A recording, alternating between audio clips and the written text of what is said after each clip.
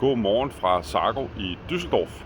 Jeg er trukket tidligt i arbejdstøjet, stået op før mine søde kolleger, for at få en mulighed for at vise standen og bådene frem til jer her på YouTube, hvor der er lidt mindre aktivitet. Vi har haft nogle sindssygt gode dage hernede. I dag er det onsdag, så vi er cirka halvvejs igennem messen. Rigtig gode besøgstal, masser af fine kontakter og stor interesse for Sargo. Her er en enestående mulighed for at få et kig på 45 Fly, så den vil jeg vise nu. Så I hjemme i Danmark har mulighed for at se, hvorledes den her fine model tager sig ud, og hvordan flybridgen er udformet i forhold til en Sargo 45 All Season uden flybridge. Så jeg tager en tur med rundt på standen og viser båden. Det er så her, vi holder til hernede i hal 1 med Sargo-standen. Et rigtig godt sted at opholde sig. Som I kan se, så har vi ud over 45'eren vores 28 med. Den her invasion med 2x250 heste udenbordsmotorer fra Yamaha. Vi fås i øvrigt også med 2x350 heste, så det er en potent sag. Giver nogle fuldstændig enestående sejlegenskaber. Det giver også nogle muligheder for ekstra opbevaring, da den indenbordsmotor af gode grunde sidder herude, så man har enormt meget plads ekstra på sådan en 28 eller en 31 med udenbords. 36 Exploreren har vi herover. Den viser jeg på en senere video. Så har vi lidt plads her, hvor man kan sidde med vores kunder og få en snak om ting og sager. Men nu til det drejer sig om Sargo 45 Fly. Båden her er en 3-kahyts version. 45'eren fås med 2 kahytter. Her har vi 3. Og det her er som sagt flybridge-versionen. Så vi tager lige en tur rundt først. Jeg viser jer lige, hvordan der ser ud her på agterdækket og på badeplatformen. Båden her er udstyret med en hydraulisk platform, således at platformen kan køre op og ned. Man kan have en tender, gummibåd, og sænke og hæve båden praktisk ved hjælp af den hydrauliske badeplatform. Her agter har vi på den et sted, hvor man kan sætte slangen i og tage en bruser på agterdækket. Fornuftige klamper, så man kan fortøje ordentligt diagonalt agten fra. Vi har teak på boksene her. Vi har teak i cockpittet på den her. Teak på trappetrinene. Fine sædepladser. Skønt bord. Så her er der rigtig god plads til at opholde sig.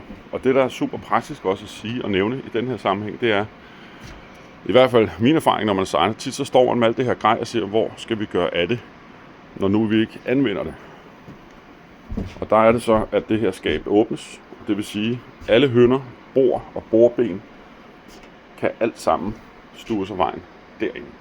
Det er super praktisk. Fenderne, hvor er de? Dem har vi her. 6 stykker stuet af vejen og lette at tilgå.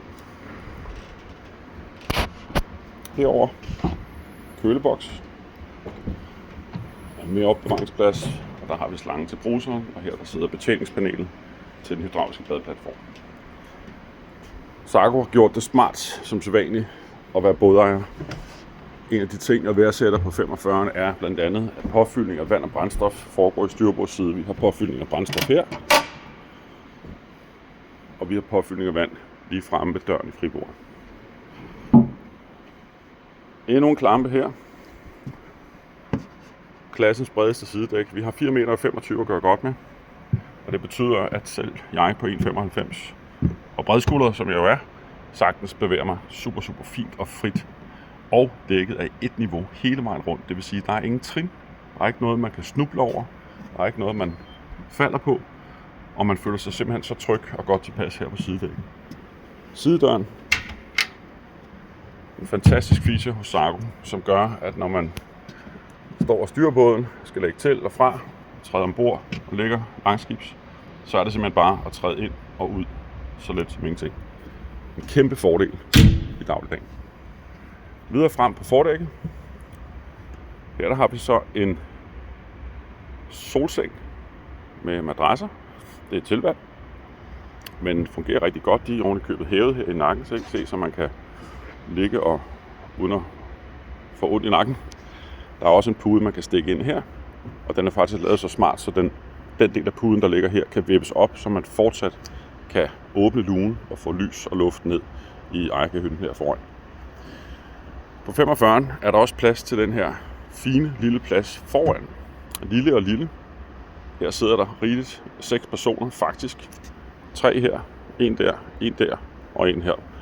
Og der kan man altså sidde og få sig en kop morgenkaffe, eller en drink om eftermiddagen, eller bare slappe af med en god bog, alt efter hvad vejret tillader. Så det er en super fin plads. Igen, alt det der er her, stues af vejen i stuerummet dernede. Så det er der også tænkt på. Her er et blik af båden forfra, og et blik af flybridgen her forfra. Vi kommer derop lige om lidt. Videre ned ad sidedækket her, i bagbordssiden. Passage ind og ud her. Her der har vi et trin, man kan slå ned, så man også let kan komme til og fra bord her i bagbordssiden. Og så er vi tilbage, hvor vi startede. Og herover har vi så holdingtanken, som kan tømmes. Vi bevæger os indenfor. 45'eren her er en White Oak Interior version, altså lys E. Og det giver båden et lyst og behageligt indtryk. Vi leverer også båden med teak interiør, som er lidt mørkere og sådan lidt mere klassisk.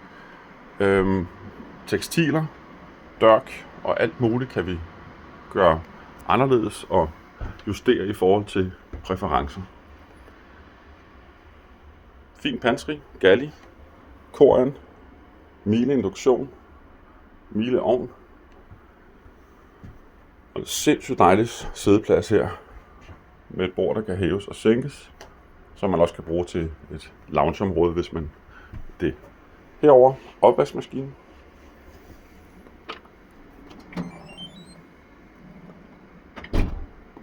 Og båden her har jo også aircondition, kan man se på panelet her fra Webasto.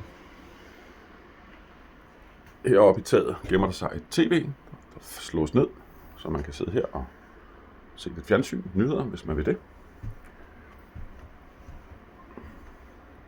Og så er vi her fremme i skibet, hvor vi har den her fantastiske sofa, 3 sædepladser, plus styrmanden, eller styrkvinden. Og det er altså ret unikt, en båd den her størrelse, at man kan sidde her, 4 mennesker, i sejlretningen, se frem og nyde turen. Vi har gjort plads til lurer i taget og en rude, så der er masser af lys, og der er masser af luft, uagtet at den her båd jo er udstyret med flybridgen, hvilket gør, at der ikke er de sædvanlige vinduer i taget, som man ellers har på båden uden flybridge. Styrepladsen tager vi her lige om et øjeblik. Vi tager lige forskibet først. Som sagt, det her det er en trækahytsversion. Og der har vi den første gæstekahyt her. En fin dobbeltkøje, hvor vi har taget vores blæksprutte med. Hun har været her i mange år efterhånden. En lille sådan sjov ting, vi har med på messen. Jeg tror, det er den tyske forhandler, som sørger for den hver gang. På gangen her, indgang til bad og toilet. Og igen, jeg er 1,95, og jeg har masser af plads i bruseren derinde. Videre frem, så er vi inde i Owners Cabin, eller den store kahyt. Masser af lys, vinduer i fribordet, luge her i loftet og udluftning. Også i vinduerne i fribordet. Fin opbevaringsplads, gode skabe og mulighed for at sidde på sengekanten, så man kan tage sine strømper på om morgenen, og man kan svinge sig let og elegant ind og ud af sengen. Trappen her synes jeg er lidt et meskelstykke fra Sargo. Meget, meget elegant udformet og med gode, sikre, brede trin, så man virkelig står fast. Og noget at gribe fat i alle steder. Så bevæger vi os midtskibs. Så har vi trappen ned her, hvor vi så har gæstebadeværelset og midterkahytten. Her er indrettet med 2 enkeltsenge. Sengene kan skydes sammen, så de udgør en stor dobbeltseng. Og ligeledes her, fin og lys og behagelig kahyt. Også med opbevaring. Store opbevaringsrum under sengene, fint skab, centralstøvsuger. Denne båd har det ikke, men der sidder normalt, der kan man få tilvalg med en centralstøvsuger med en lang slange, og den dækker faktisk hele båden. Super praktisk. Så er vi ved styrpladsen. Udformet som Sargo gør det bedst. Ergonomisk, fornuftigt. Man sidder vanvittigt godt på det her Grammar-sæde, som er affjedret. Det kan justeres i længderetningen og i højderetningen. Og man kan justere det til ens kropsvægt, så man får den nødvendige og passende dæmpning. Her på styrpladsen er der 22 tommer glascockpit, hvor man har alle de data, man kunne tænke sig og ønske sig, og mere til. Og i toppen et dedikeret display, hvor man eksempelvis skal have motorinstrumenter og andre ting kørende. Joysticket, EVC-kontrollen fra Volvo Penta. Vi har en proportionel thruster her, som samarbejder med Assisted Docking-systemet og holder bådens retning. Når den ligger på Dynamic Positioning og skal holde sig stille, så får båden hjælp af den proportionelle thruster, hvis båden bliver påvirket af vind fra siden. Så træder thrusteren i funktion, og grundet at den er variabel, så kan den så styres. Den styrer sig selv, forstået på den måde, at den giver kraft mere eller mindre afhængig af vindbelastningen på forskibet. Skønt sted at opholde sig. Og når man så betjener båden og sejler båden, så står man jo her. Man står selvfølgelig her og sejler indenfor. Men når man skal lægge til, og hvis vejret lader sig til det, og man har lyst, så står man herude, og efter kort tid, så vender man sig til at bruge joysticket med venstre hånd. Og her kan man simpelthen lægge båden til. Man kan trykke på DP-knappen, hvis båden er udstyret med Dynamic Positioning. Trykker man på DP-knappen her på joysticket, så ligger båden stille. Så kan man simpelthen ved et klik på joysticket, så siger det bip, så skubber båden til 30 cm mod styrbord og fastholder sig den position, den har der. Når man så er kommet tæt nok på kajen, så trykker man på det, der hedder side push. Så ligger båden og trykker sig ind mod kajen og holder trykket mod kajen og gør, at man kan gå rundt og sætte fortøjninger fuldstændig i fred og ro. Når DP'en er på, Dynamic Positioning, så kan man lægge lidt fra kajen, og her der kan man gøre sine liner klar og sine fortøjninger og ploppe dem ud over siden. Så når man kommer ind, så er man simpelthen klar til tillægning med det samme. Det er en kæmpe fornøjelse at arbejde med i hverdagen fra Volvo Penta. Så jeg kan simpelthen ikke... min begejstring er svært at skjule. Det er vitterligt et enestående system. Så det kan jeg kun anbefale. Nu får I lige... Det var lige en ekstra tur rundt her. Det var så ikke meningen. Men vi skynder os. Men det viser bare, at man må ikke løbe på et skib jo.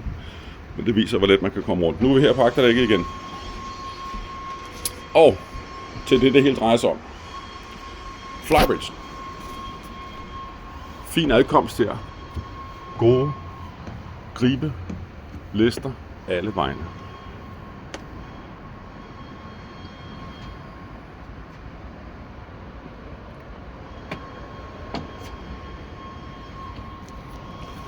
Så nu er vi heroppe og har nok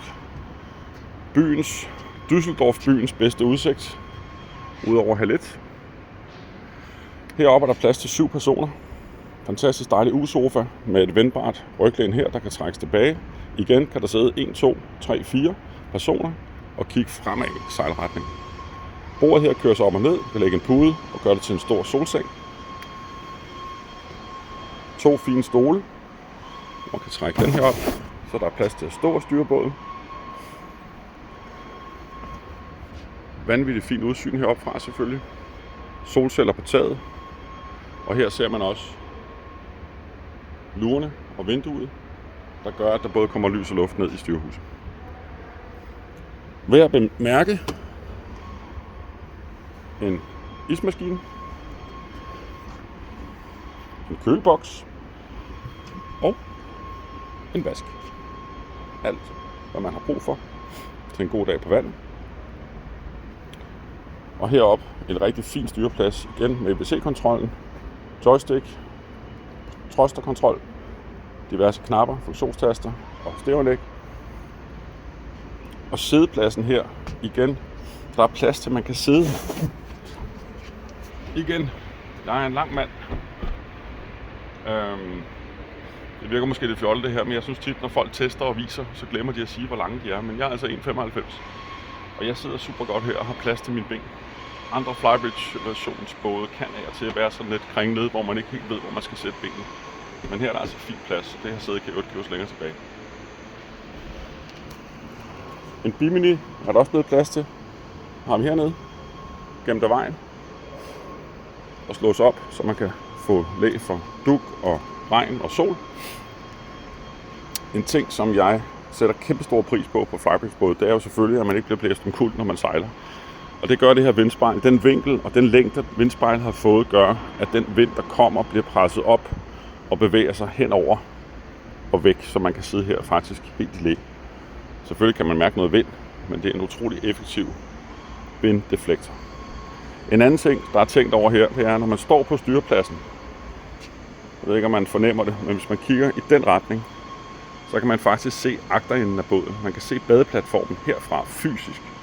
Vi har selvfølgelig også et bakkamera på vores plotterskærm her. Men at stå her på en relativt stor båd på 14,60 meter og have fysisk kontakt med badeplatformen, det gør, at man føler sig tryg, og man får sådan en god fornemmelse af, hvor skibet er positioneret, hvis ved f.eks. havnemanøvre. Endnu et tegn på en meget omhyggelig tilgang til produktion og tanke på hele konceptet fra Sargos side. Så det er Flybridgen, og det er Sargo 45 Fly. Det var en lidt længere smør her fra DBC og Sargo i Düsseldorf. Jeg håber, det her har givet et indtryk af, hvor fuldstændig enestående fed den her båd den er. Min begejstring er svær at skjule. Jeg vil rigtig gerne dele den med jer. Vi er hernede frem til på søndag. Men i hvert fald er her en mulighed for jer for at se en Sargo 45 Fly, så frem de ikke har mulighed for det. Skulle I have lyst til at opleve en Sargo 45, så har vi en i Skovshoved Havn, som man kan komme og se og prøve. Vi har også en Sargo 36 Explorer, som man kan se og prøve. Og vi står altid klar med råd og vejledning vedrørende Sargo. Så tak for jeres opmærksomhed. Rigtig god dag. Håber vi tales ved.